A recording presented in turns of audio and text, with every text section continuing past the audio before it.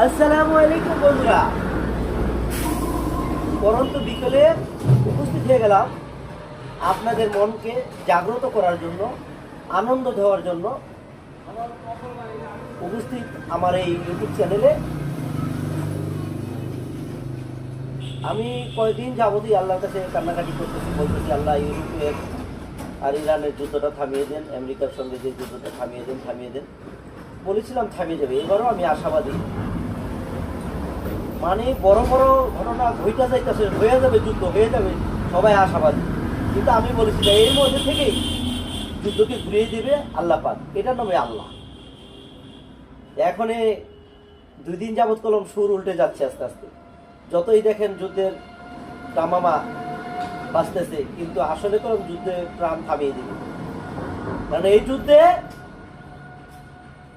ট্রাম্পেরই বেশি ক্ষতি হয়ে যাবে যদি সে বোঝে। আমি তো কয়েকটা ভিডিও ছেড়েছি।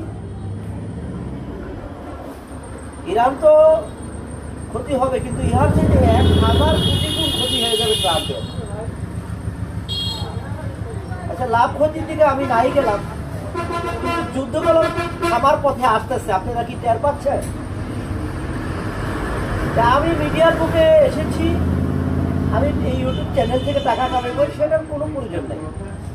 আমার সৃষ্টি করার 50,000 বছর আগে আল্লাহ জেলা সাধু খাবার বানিয়েছে, তাই এখান থেকে টাকা আসলে আসুক, না আসলে কোনো সমস্যা নেই।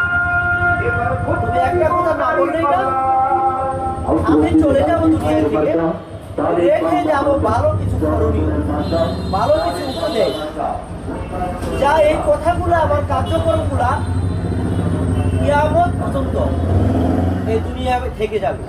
আমাদের প্রিয় নবীজি ভালো উপদেশ দিয়ে গেছে, ভালো কর্ম করে গেছে, তার তো থাকবেই। যারা অলিয়া উলিয়া হয়েছে তাদের কথাও কিয়ামত পর্যন্ত থাকবে।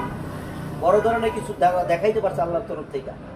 যে আমিও যদি বলেছি ঘর নাই, বাড়ি নেই, আলহামদুলিল্লাহ আমি অনেক সুখী আছি। আমার মতো সুখী মানুষ এই পৃথিবীতে নেই।